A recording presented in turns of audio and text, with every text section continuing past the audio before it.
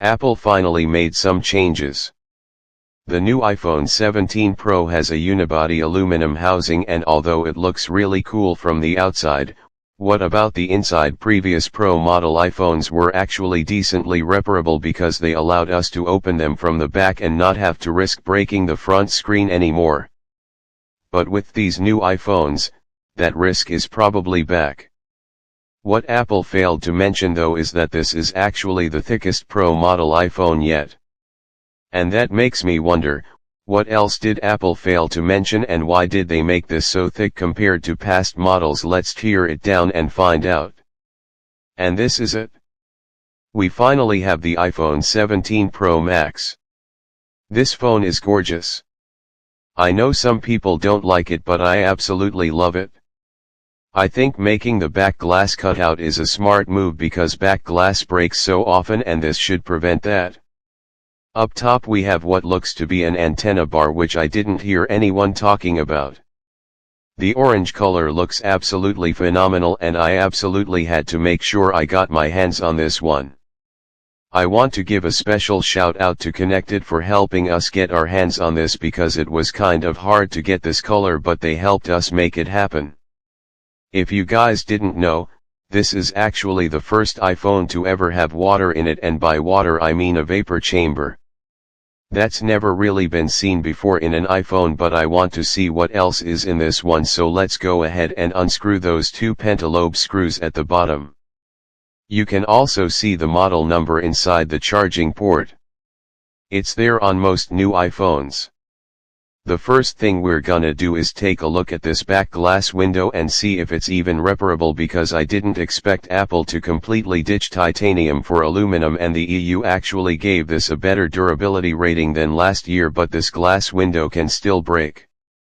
Before we check out the insides, let's talk about how to keep this safe. This is the ESR Cyber Tough case, and it gives you protection all around. It has a dual-layer camera bar with a zinc alloy guard which doubles as a versatile stash stand.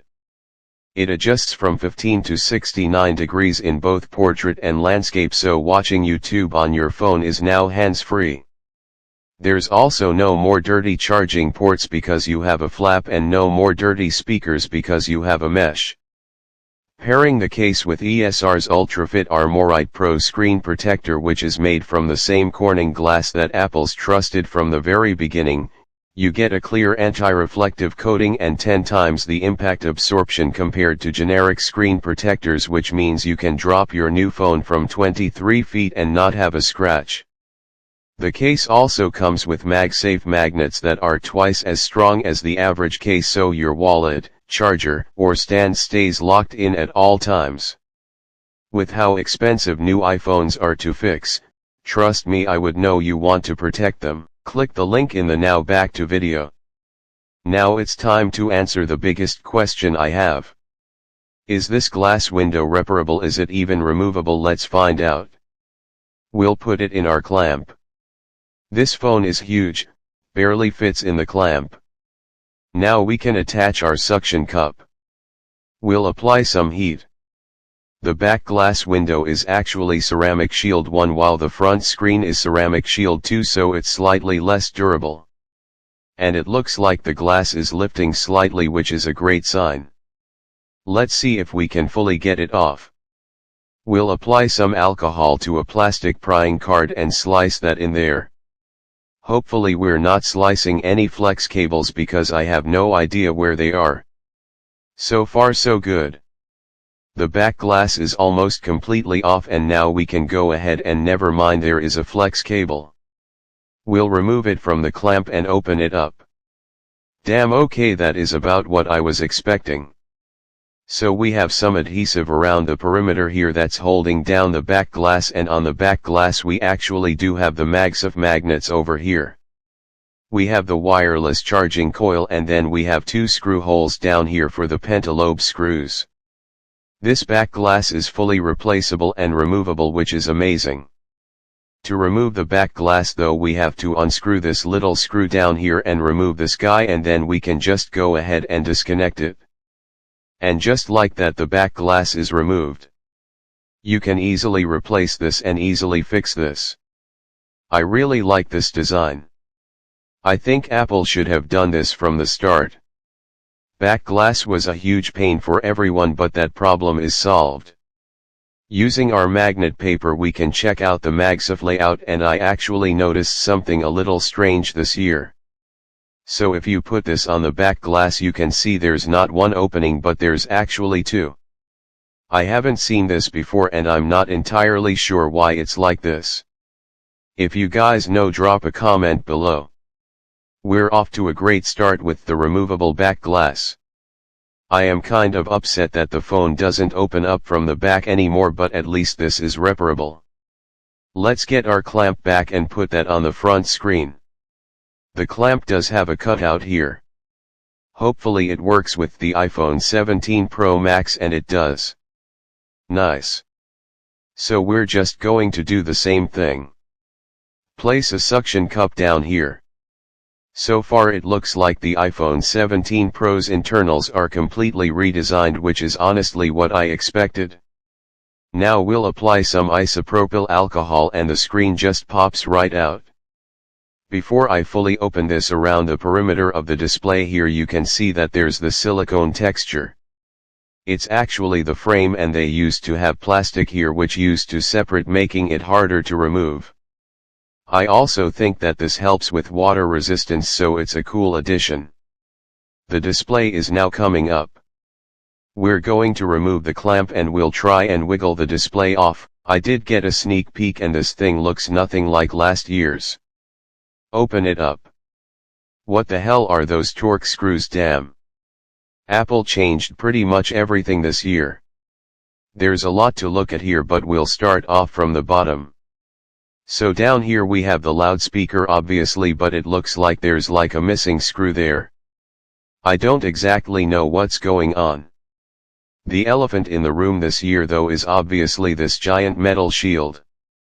Apple hasn't done anything like this since I'd say the iPhone 3. Very weird to see in an iPhone. Usually you're just presented by the internals instantly, but now we have this guy. We also have a lot of Torx screws which I'm not used to seeing in an iPhone as well. We see those in like MacBooks and other devices, but not typically with an iPhone. Up here the front camera. Take a look at how big that is. I'm curious to see where the battery connector is because I can't really see it, and obviously I want to disconnect that before I start removing components. I think it might be under here, so we'll go ahead and unscrew this. Now we should be able to just pull it out. There we go, and we can see the battery connector. I know it's the battery connector because it obviously has the plus and minus symbols on it. We'll go ahead and disconnect that. Unscrew this guy, and now we can disconnect both the screen and the sensors on the screen. Remove the display. The new display is 1000 nits brighter than the last gen, and it also has that anti-reflective coating, and you can definitely tell when you put it beside the iPhone 16 Pro. We'll put the display aside and take a look at the iPhone 17 Pro Max. There's a lot of screws in here. Do I have to unscrew all of these just to get to the internal components? That's not very nice. 15 screws later, which is a lot of screws to access a phone. Not typical for an iPhone at least. We can remove this, and there's something heavy attached to it, which is probably the battery. What, I've never seen an iPhone design like this before, but here we are. The battery also still seems to be using the electrically activated adhesive. I'll check out if that works later, and the vapor chamber may be behind the battery as well. It's a very interesting design. I'm going to put this aside and revisit it later. There's still a lot to check out on the inside. Now that we can see the rest of the phone, I'm impressed. This is crazy. Just look at how small the motherboard is. It's absolutely tiny. The rest is just camera bumps and the speaker. The motherboard at this point is taking less space than the cameras. The actual front camera is just kind of hanging out now. It's barely even attached. Let's go ahead and unscrew that, and we can just pull this guy right out.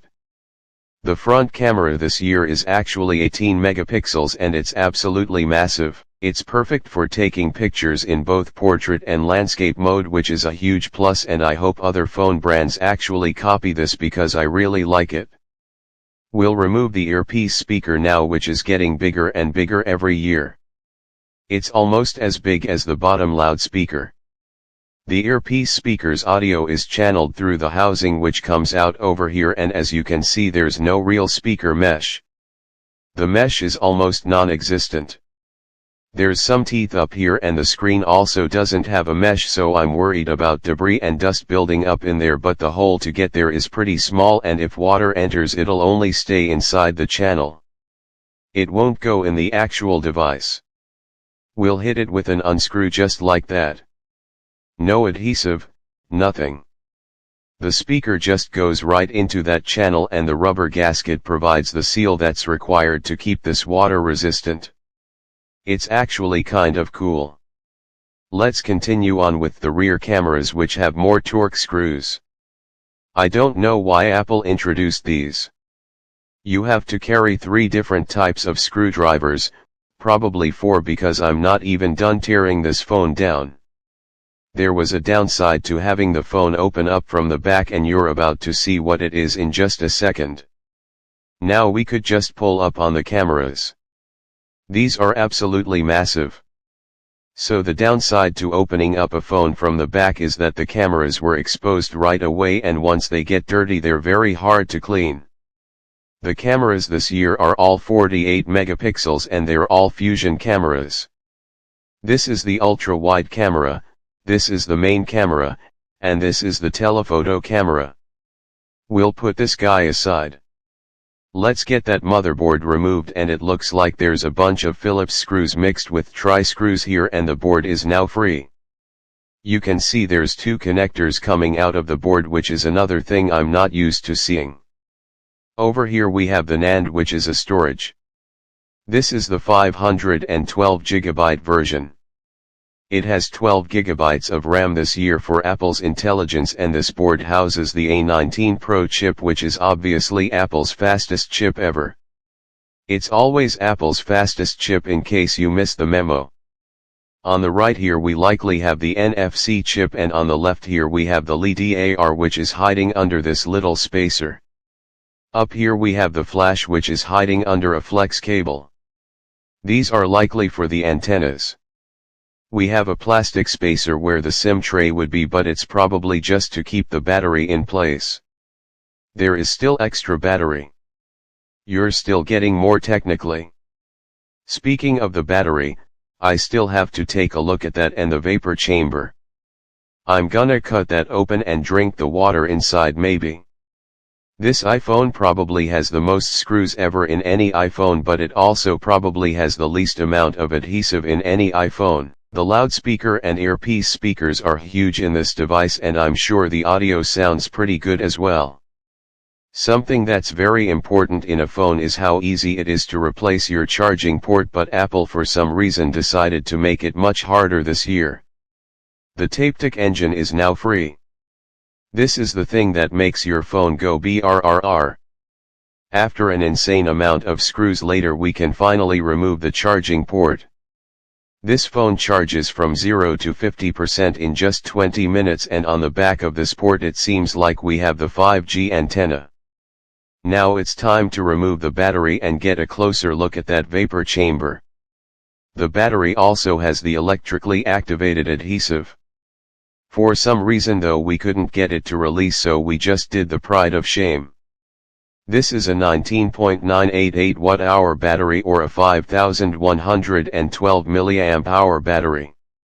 Now let's slice into that vapor chamber, and here it is. There's no visible water in here.